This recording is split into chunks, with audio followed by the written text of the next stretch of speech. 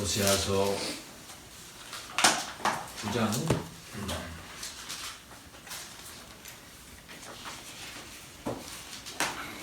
10절부터 17절까지 봅니다.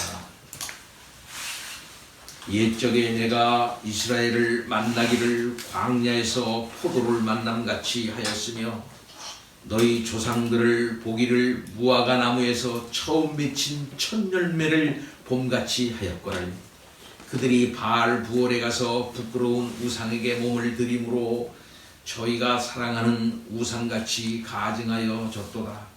에브라임의 영광이 새같이 날아가리니 해산하는 것이나 아이 베는 것이나 임신하는 것이 없으리라. 혹 그들이 자식을 기를지라도 내가 그 자식을 없이 하여 한 사람도 남기지 아니할 것이라. 내가 그들을 떠나는 때에는 그들에게 화가 미치리로다. 내가 보건대 에브라임은 아름다운 곳에 심긴 두로와 같으나 그 자식들을 살인하는 자에게로 끌어내리로다. 여호와여 그들에게 주소서. 무엇을 주시려 하나이까? 아이 베지 못하는 태와 젖 먹는 젖 없는 유방을 주시옵소서. 그들의 모든 악이 길갈에 있으므로 내가 거기에서 그들을 미워하였노라. 그들의 행위가 악함으로 내 집에서 그들을 쫓아내고 다시는 사랑하지 아니하리라. 그들의 지도자들은 다 반역한 자니라. 에브라임은 매를 맞아 그 뿌리가 말라 열매를 맺지 못하나니 비록 아이를 낳을지라도 내가 그 사랑하는 태의 열매를 죽이리라. 그들이 듣지 아니하므로 내 하나님이 그들을 버리시리니 그들이 여러 나라 가운데 떠도는 자가 되리라.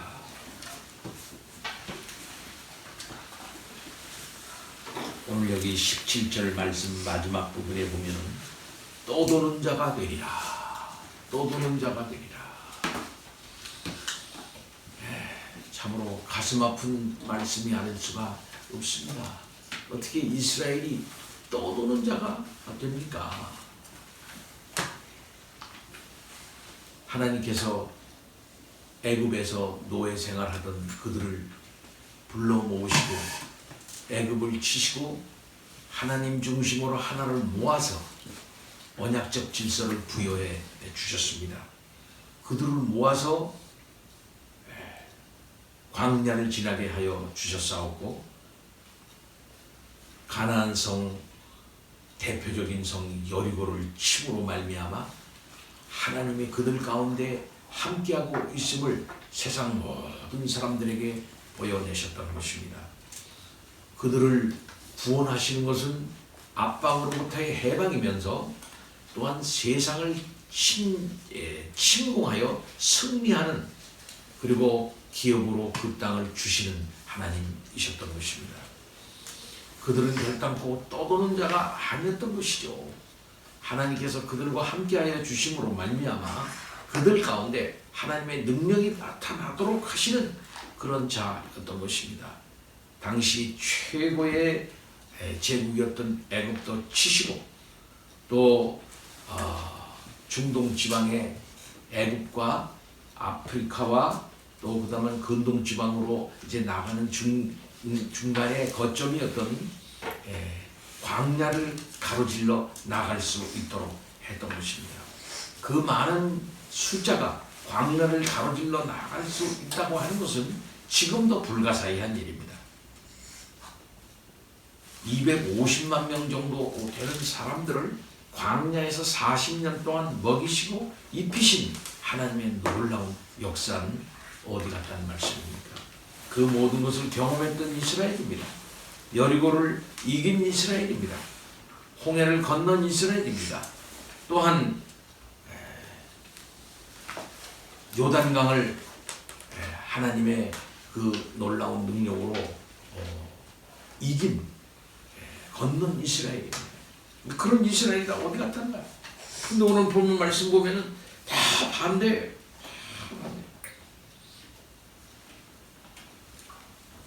내 하나님이 그들을 버리시리니 그들이 여러 나라 가운데에 떠도는 자가 되리라 라고 하나님께서 말씀하십니다. 참으로 안타까운 말씀이 아닐 수가 없는 것입니다.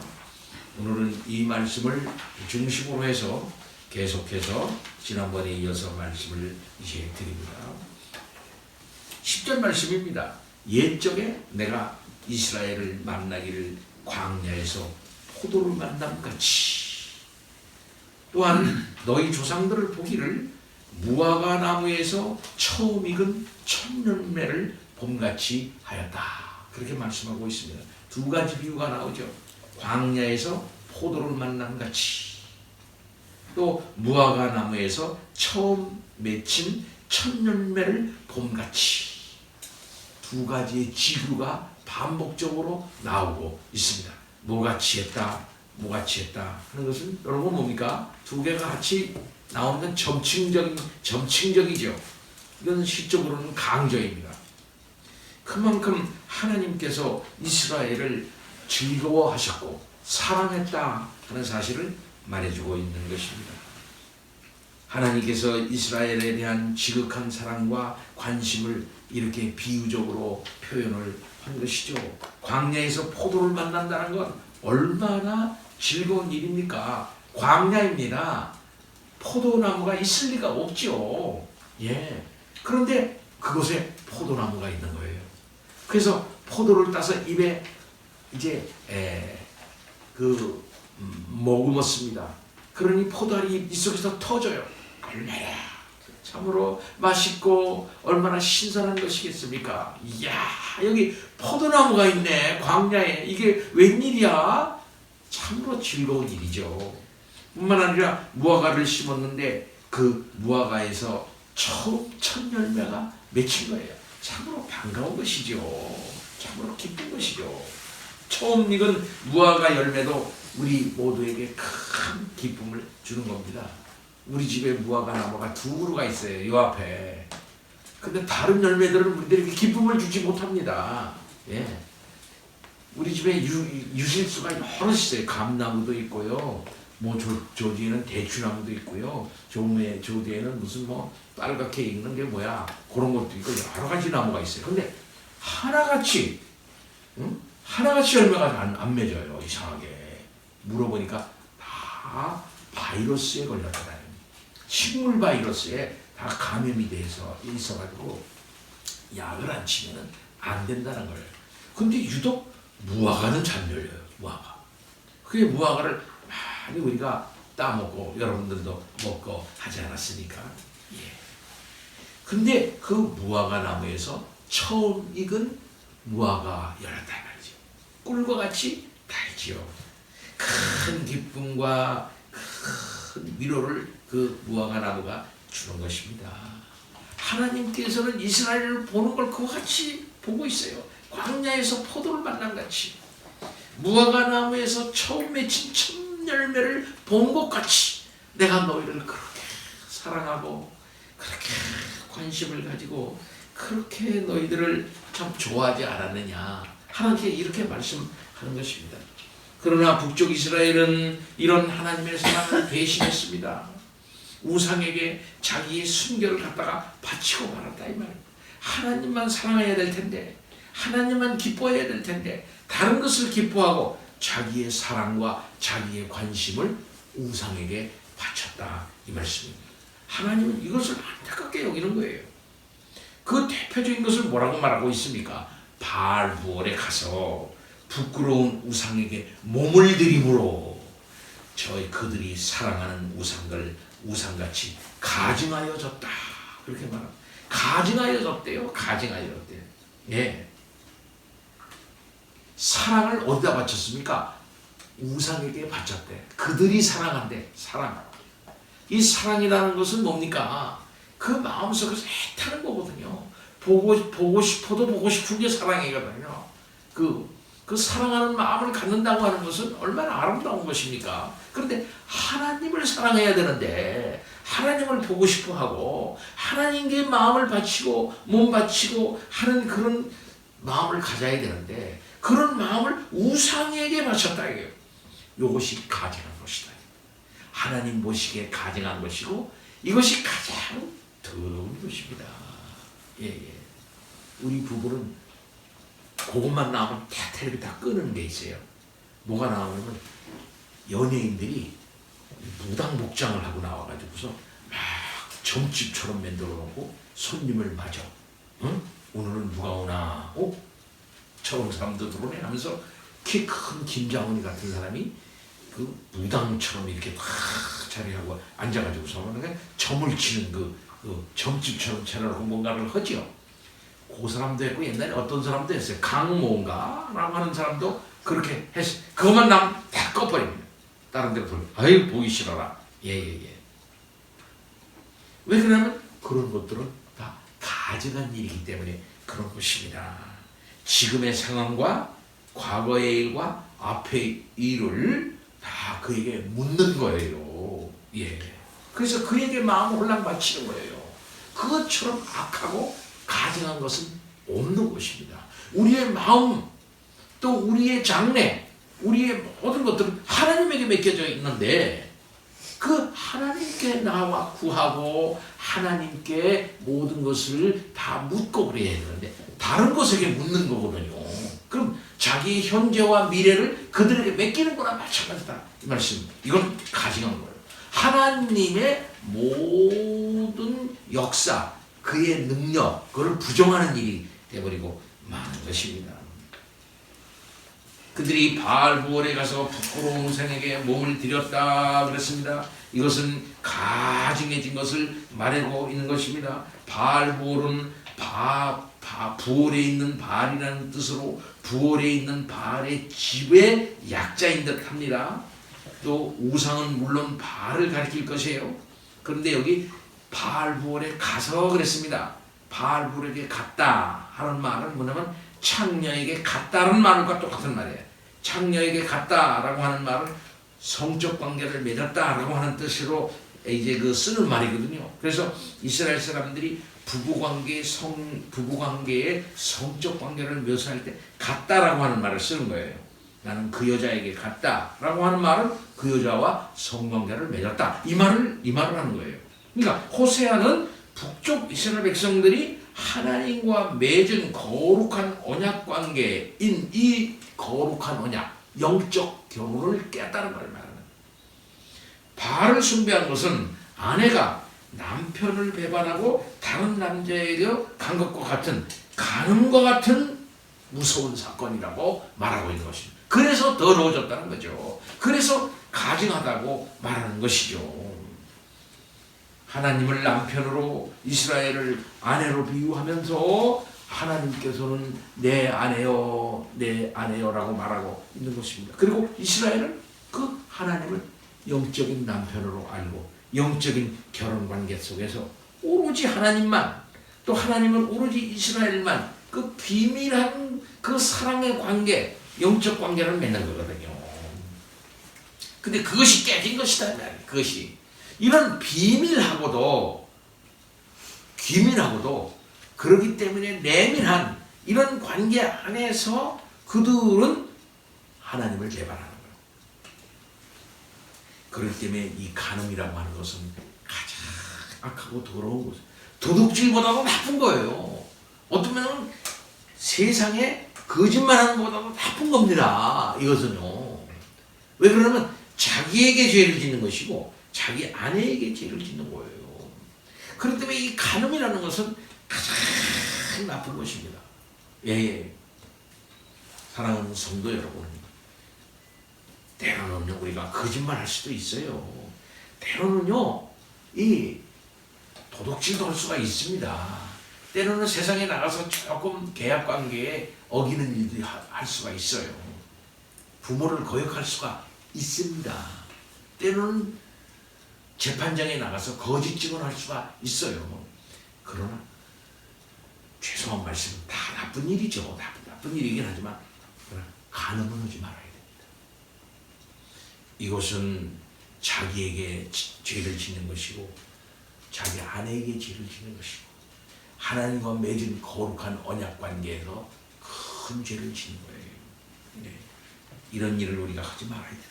이런 차원에서 우리가 결혼의 신성함을 유지해야 하는 것 아니겠습니까? 그와 같이로 결혼의 이 신성함을 영적 관계로 돌려서 하나님과의 그 교회와의 관계는 영적인 결혼과도 같은 것이다. 그런 깊고 내밀한 관계인 것이다 라는 것이죠. 그 관계를 깼다고 하는 것은 하나님을 우습게 여기는 것이고 하나님에게 아주 큰 죄를 짓는 것이다. 그렇기 때문에 가정에 있어서 그 결과 하나님의 심판을 피할 수 없게 되는 것입니다. 저는 어떤 영화를 봤는데 거기서 뭐 미안한 일이지만 좋지 않는 남편이 없는 사이에 아내가 좋지 않는 일을 하고 있는 것을 현장에서 딱 이렇게 들켰어요. 남편은 마침 총을 가지고 있었습니다. 네, 그 총으로 그냥 그 간음녀와 간부를 갖다가 바로 그냥 머리에다가 쾅쾅 총을 쏘더라고.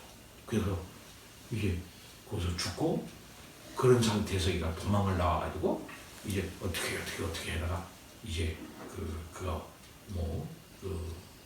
영화가 그렇게 되는 영화예요. 얼마나 가슴. 저는 동학사라는 그곳에서 참 목회를 하는데 바로 앞집에 그 윗동네에 있는 그 교회의 그 여존대 회장님이 일하고 돌아오니까 자기 남편과 동네에 새로 이사온 이상한 창녀 같은 여자와 안방에서 자기의 방에서 나쁜 짓 하고 있는 것을 바로 현장에서 목격을 해요. 거기서 난리가 났을 때 오히려 그 남편이 일어나가지고서는 자기 아내를 폭행을 했어요. 그러니까 너무나 가슴이 안타까우니까 바로 저 뒤에 있는 창고에 가가지고 바로 가가지고 제초제를 그냥 홀랑 마셔가지고 이틀 후에 돌아가는 걸 내 눈으로 봤어요. 네. 너무나 안타깝더라. 바로 옆집에서 그런 일이 일어나.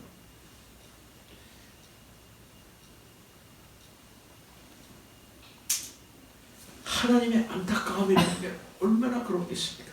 네? 광야에서 포도를 본 것 같이, 무화과에서 천열매를 연 것 같이, 그렇게 본 것 같이 그렇게 반가워하고 기뻐하고 그렇게 했던 이스라엘이 그렇게 간음을 저질러 가지고서 하나님을 배반할 때 하나님의 마음이 어떻겠냐 이 말이에요. 그 아픔을 우리가 이해해야 하는 것이에요. 에브라임의 영광이 새같이 날아가리니 그랬어요. 새같이 날아간다. 새같이 날아가니까 그 결국은 원한 같으면 해산하는 것도 없고 아이 베는 것도 없고 임신하는 것이 없으리라. 하나님의 안타까운 심판 선언입니다. 계속 중첩해서 얘기해요. 아이 베니까 해산하는 것이고 잉태하니까 잉태하는 거나 아이 베는 거나 임신하는 거나 다 같은 말인데 말만 다르게 계속 반복하고 있죠. 강조야 강조. 그만큼 하나님의 안타까운 심정을 여기서 표현을 그렇게 하고 있는 거예요. 에브라임은 요셉의 둘째 아들입니다. 이것은 또한 북방 이스라엘의 대명사로 사용되었습니다. 그에게는 창세기 41장 52절 49장 22절에는 창성하리라 라고 하는 이 복이 약속이 되어 있었어요. 근데 그들에게 뭐라고 여기서 말하느냐면 창성과 완전히 반대되는 말, 해산하는 것도 없고 아이 베는 것도 없고 임신하는 것이 없으리라 이렇게 말씀하고 있는 것입니다. 이것은 예언입니다. 이런 일들이 실제적으로 이제 일어나는 거죠. 네. 하나님의 심판이 아주 근원적이고 철저하게 이루어질 것을 여기서 말씀하고 있는 겁니다. 그 다음에 또 설사 자식을 기르더라도 말이죠. 자식을 기르더라도 내가 그 자식을 없이하여 한 사람도 남기지 아니할 것이다. 얼마나 무서운 얘기예요. 얼마나 무서운 얘기예요. 오히려 내 생명을 가지고 가면 갔지 자식은 가지고 가지 마세요 하는 게 부모 마음이에요. 부모 마음이에요. 왜? 부모가 살아있는데 그 살아있는 그 부모의 눈앞에서 자식이 죽는 걸 어떻게 봅니까? 예. 그 자식을 기른다 할지라도 말이죠. 그 자식을 없이 한데 한 사람도 남기지 않는데 이것은 결국 북방 이스라엘 전체가 파멸의 대상이 될 수밖에 없다고 하는 사실을 말씀하고 있는 것입니다. 그것은 무엇을 말합니까? 왜 그럴까요? 내가 그들을 떠난대요. 내가 그들을 떠나는 때에 하나님이 그들을 떠나니까 이런 일이 되는 거예요. 하나님께서 그들을 떠나니까 그들에게 화가 미치는데 이런 화가 미친다 이 말입니다. 하나님이 떠난다. 있을 수 있는 일입니까? 하나님이 그들과 함께 하니까 이스라엘이 되는 거거든요. 하나님이 임마누엘 하시니까 그들에게 하나님의 놀라운 능력이 나타나는 거거든요. 하나님이 그들과 함께 하시니까 애굽도 무너지는 거거든요. 하나님이 그들과 함께 하니까 홍해도 건널 수 있었던 거거든요. 하나님이 함께 하니까 그들을 광야를 건널 수가 있었던 거거든요. 그 모든 표시가 불기둥과 구름기둥과 만나와 마라의 쓴물들과 그리고 많은 방황 가운데서 결국 가나안으로 갈 수 있었던 것이거든요. 곧 하나님의 임재가 그들의 복이었던 겁니다. 하나님의 임재가 그들의 존재의 그 가장 근원이었던 것이거든요. 하나님의 임재, 하나님의 동행이 없으면 그들은 아무것도 아니에요. 근데 그들이 하나님이 없어. 하나님이 그들을 떠난 때 그래서 화가 미치는 거예요. 그러니까 인간에게 있어서 곧 우리들에게 있어서 가장 큰 화는 뭐냐면 하나님이 떠나는 거예요. 건강한들 뭐 하겠어요? 하나님이 떠나버리는데. 돈이 있으면 뭐 하겠어요? 하나님이 떠나는데. 가나안에 많은 그 포도의 소출과 무화과 소출이 있고 그 다음에 그 많은 좋은 성들과 집들이 있으면 뭐 하겠어요? 하나님이 떠나버리는데요. 그래서 그들 가운데 화가 안 미치는 겁니다. 그래서 에브라임은 아름다운 곳에 심긴 두로와 같으나 그 자식들을 살인하는 자에게로 끌어내리로다. 이렇게 말씀하고 있습니다. 여기 세 가지 견해가 있어요. 아브라임은 두로 같다는 말, 모호한 말이에요.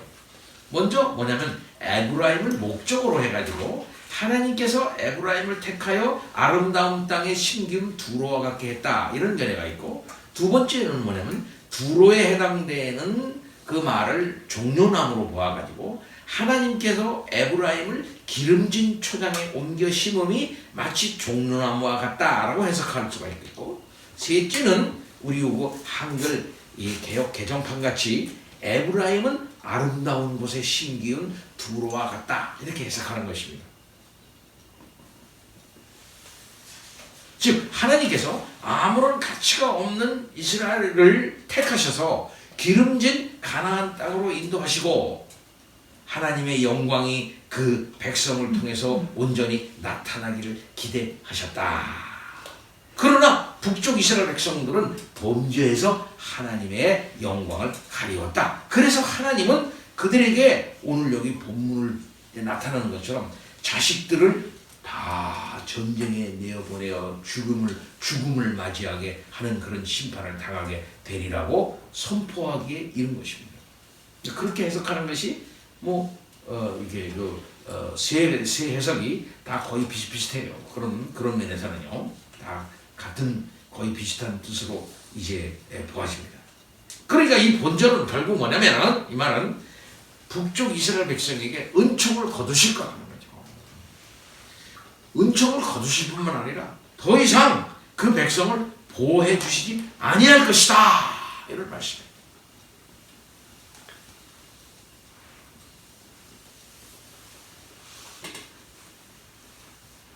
그러니까 기도가 나오는데 이 기도는 결국 뭐냐 같으면 선지자의 기도예요.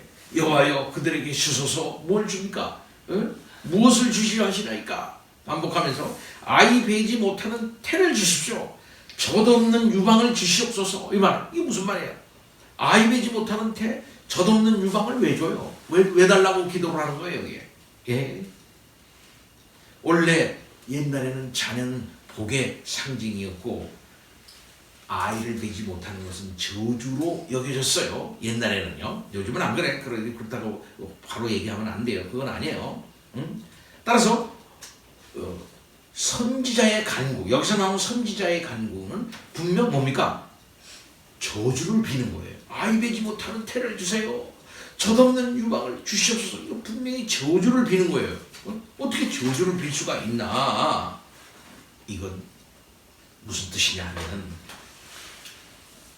우리 주님께서 이렇게 말씀하셨죠. 환난 날에는, 그 마지막 날 환난 날에는 말이죠, 애를 베지 못하는 이와 해산하지 못하는 배와 먹이지 못하는 젖이 복이 있다. 그랬어요. 이게 무슨 말입니까?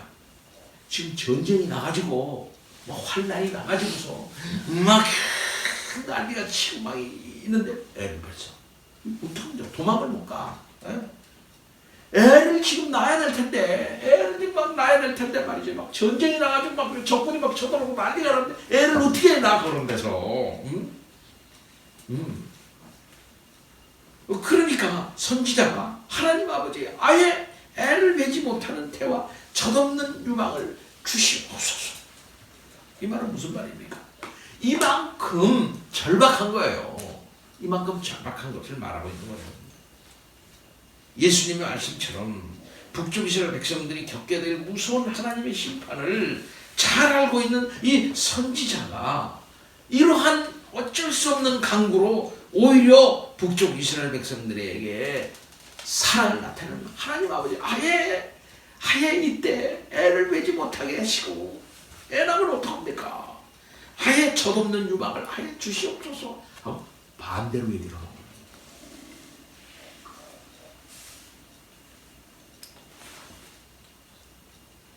그만큼 무서운 때가 올 거라는 거죠.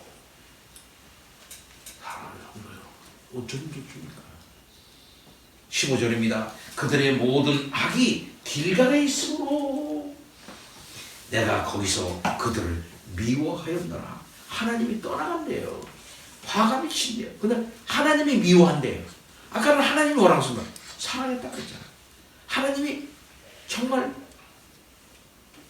무화과나무의 첫 열매를 본 것처럼 광야에서 뭡니까? 포도를 본 것처럼 이야 너무나도 아름답고 너무나도 싱그럽고 너무나도 맛있구나.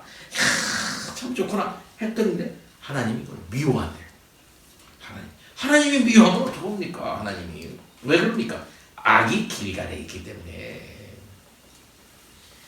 이스라엘에게 있어서 길갈은 잊을 수가 없는 곳이었지 않습니까? 그곳은 그들이 출애굽을 해가지고 가나안에 입성을 할 때 제일 먼저 진을 친 곳이 길갈입니다. 네, 그러니까 이 길갈은 가나안에 딱 들어왔다. 이야 하고서 길갈에서 진을 딱 쳤던 거예요. 그래서 하나님의 인도하심을 기념하는 기념비까지 거기서 세웠어요. 그러니까 이것은 영적으로, 종교적으로, 정치적으로 매우 유서가 깊은 그런 곳이에요. 그런데 이 길갈은 더 이상 하나님의 인도하심을 기념하는 장소가 아니게 되어버리고 마는 겁니다. 왜 그렇습니까? 남쪽 베델과 같이 유상 숭배가 행해지는 대표적인 장소로 변해버리고 말았다. 북쪽 백성들은 그곳에서 하나님을 제사하기도 했습니다. 왜냐하면 그들의 종교는 우상 숭배와 여호와 숭배를 혼합한 이 혼합 종교, 싱크리티즘이라고 하죠. 싱크리티즘, 섞는다 이게. 예? 혼합 종교가 되어버리고 말았다 이 말씀입니다. 그곳에서 하나님께 제사하면서 과거 하나님의 복이 있었던 곳이니 바로 그곳에서 제사하면 지금도 하나님께서 복 주시리라 이렇게 생각을 한 거예요. 이 장소에 가면서 제사를 하면 복을 주시겠지 하면서 그 장소가 자기네들에게 복을 준 장소다, 좋은 곳이다. 그곳에 가가지고서 거짓된 신앙으로 이제 혼합된, 종교 혼합된 세속적인 욕망을 가지고 하나님께 나가가지고 그곳에서 계속 제사만 반복적으로 드린 거야.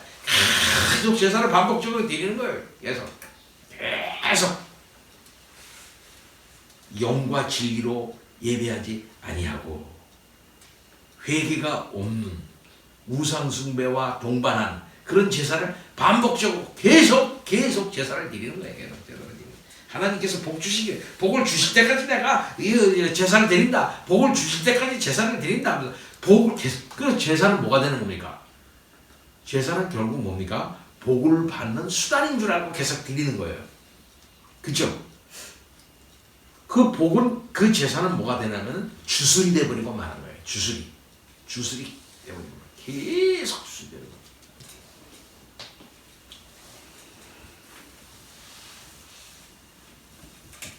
얼마 전에 저는 그 인터넷에서 뭘 봤냐면은 잉카 제국, 마야의 그 유적들을 탐사해가지고 그들의 그 피라밋이잖아. 그들의 피라밋을 숲을 속에서 발견을 해요. 먼저 위에서 공중 촬영을 딱 하고 여기가 뭐 있는 것 같다. 그럼 그 탐사대를 보내. 그럼 탐사대가 거기서 나무를 다 숲을 다 치고 보면은 거기에 뭐가 나오는 거 아니? 마야의 그 피라밋이 거기서 쫙 나와요. 그리고 꼭대기를 파. 꼭대기를 다 올라가서 꼭대기를 가서 유적을 다 하고 보면은 그 안에 영없이 뭐가 나와요? 유골들이 나오는 거야. 유골들. 사람의 머리, 특별히 사람의 이 해골 같은 게 더 이렇게 하고 나면 어린아이의 유골들이 많이 나와. 이게 뭐냐 이거지. 희생제물이라, 희생제물. 사람을 그렇게 막 죽여서 희생제물로 인신제사를 드린 그런 흔적들이 어디 가도 다 그래라. 악한 인간들이 살아있는 인간을 잡아가지고서 인신제사를 드려. 결국 우리가 알다시피 이스라엘도 인신제사를 드렸어요. 가장 악할 때는 말입니다. 역사적으로 보면 혼합종교에 빠진 북쪽 이스라엘에 대해서 하나님의 진노가 계속 쌓인 거예요. 거기서 그들을 미워하였노라. 거기서 하나님을 온전히 예배하는 제사의 정신이 타락되면은요, 그것은 곧 하나님을 멀리하는 것이고, 곧 그것은 파멸인 것입니다. 곧 하나님께 미움을 받는 일이다라는 사실을 알아야 돼요. 그래서 그들을 내 집에서 쫓아내야 돼. 내 집에서 쫓아내. 이거 내 집이라고 하는 게 뭡니까?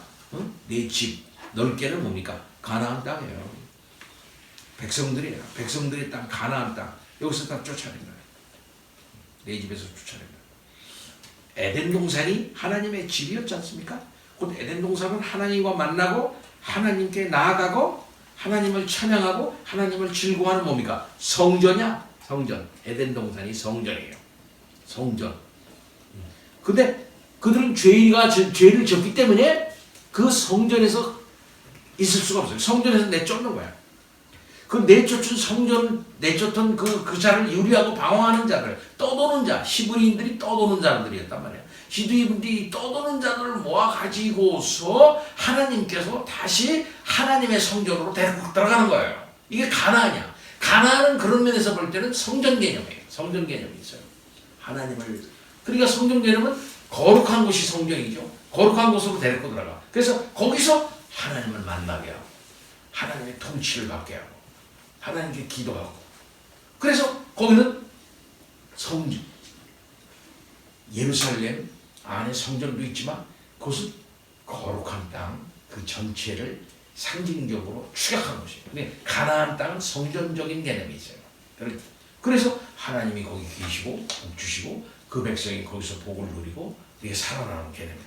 그러니까 이렇게 하나님을 온전히 섬겨야 할 그들이 에덴 동산에서 쫓겨나는 것처럼 결국 가나안 땅 그 성전 그 땅에서 쫓아내는 거예요. 그래서 내 집에서 쫓아내겠다. 내 집에서 쫓아내.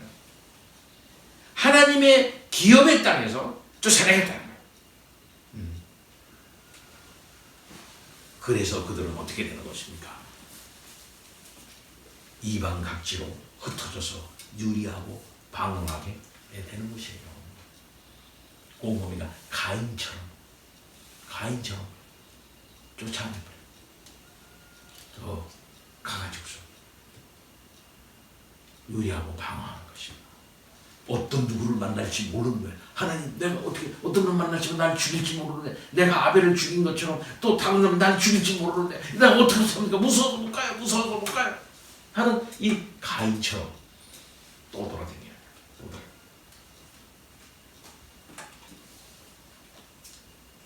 사자가 가장 불쌍한 사자가 누굽니까?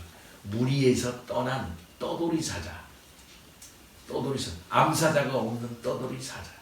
가족에서 떠난 떠돌이 그 숫사자가 가장 불쌍한 거예요. 그러다가 이렇게 굶어 죽고 파리떼에 이렇게 물려가지고서 결국 병 걸려 죽어요. 떠도는 것, 오늘날에도 마찬가지지만 고대에서 떠도는 것이라는 것은 바로 죽음입니다. 이방각지로 흩어져서 떠돈다 이 말이에요.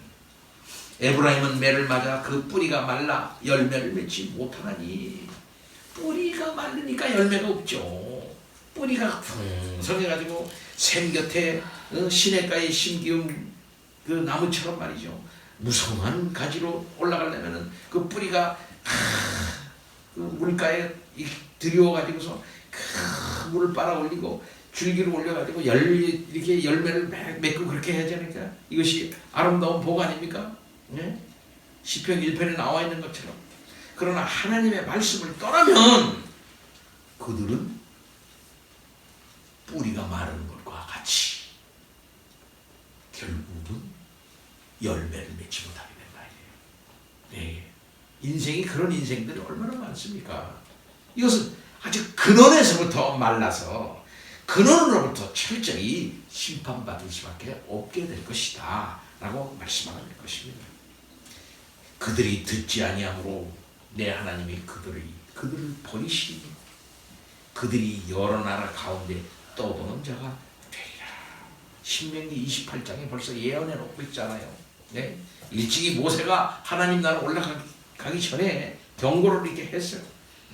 너희들이 하나님의 말씀 듣지 않고 계속 이렇게 될 때에는 하나님이 이방 막대기를 들어서 포로가 되게 하실 것이고 너희들은 떠도는 자가 될 거다 라고 신명기 28장에 예언을 해놓고 있지 않습니까? 특별히 호세아는 하나님을 이스라엘의 하나님이라 이렇게 말하고 있잖아요. 이스라엘의 하나님이라고 말하고 있지 않고 내 하나님이 그러면 내 하나님이라고 얘기하면서 한 치가 건너 두 치라고 벌써 얘기하고 있어요. 북쪽 이스라엘이 이미 하나님께로부터 버림받은 사실을 기정사실로 하면서 내 하나님이 이렇게 말하고 있어요. 하나님은 내 땅에서 이들을 몰아내겠다. 호세아는 내 하나님이 너희를 버리신다.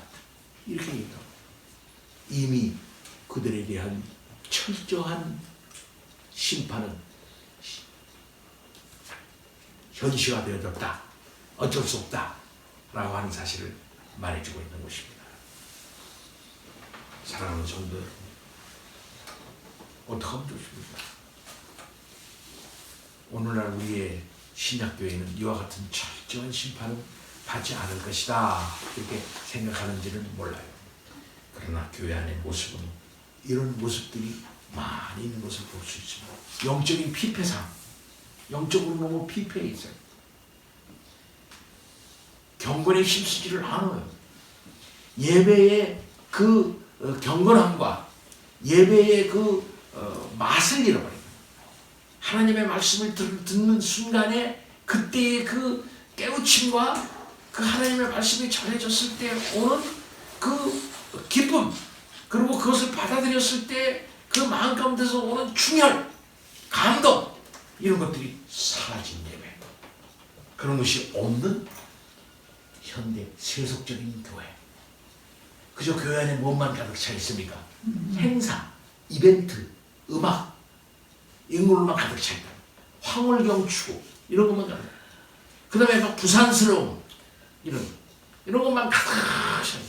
먼지 있는 것처럼 여기저기는 늙은 장로들과 그 다음에 뿌리 깊은 파벌들 싸움들과 그 다음에 세속적인 욕망들로 가득 차 있는 그 얽힘들, 그 다음에 뭐지, 인간관계의 그런 작은 얽힘이 해결되지 않아가지고서 있는 잔상들, 이런 걸로 다 얽혀져 있는 목회자는 그런 생각하면서 골이 아파요. 어떡하면 좋냐. 하나님의 말씀은 전해지지 않고 하나님의 말씀은 그들 심령 가운데 깊이 박아들어지지 않고 늘 상황과 그 다음에 자기네들의 형편과 삶의 형편은 이렇게 근본적으로 회개하지 않은 채 그저 떠도는 군성들이 그저 다 있다. 하나님의 말씀에 순종하지 않음으로 말미암아 문제가 심각한데 그 심각함을 갖다가 해결하지 않고 있다.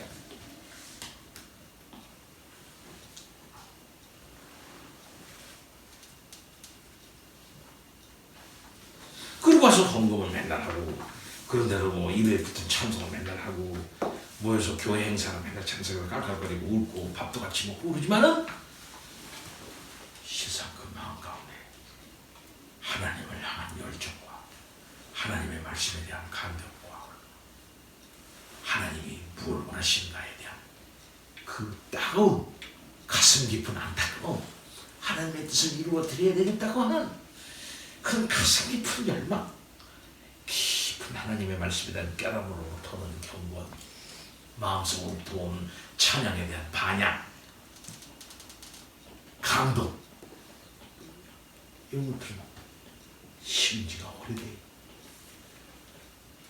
다만 교회 행사만 남아있다. 행사만 남아. 이런 교회 모습들은 뭘 말하는 것일까요?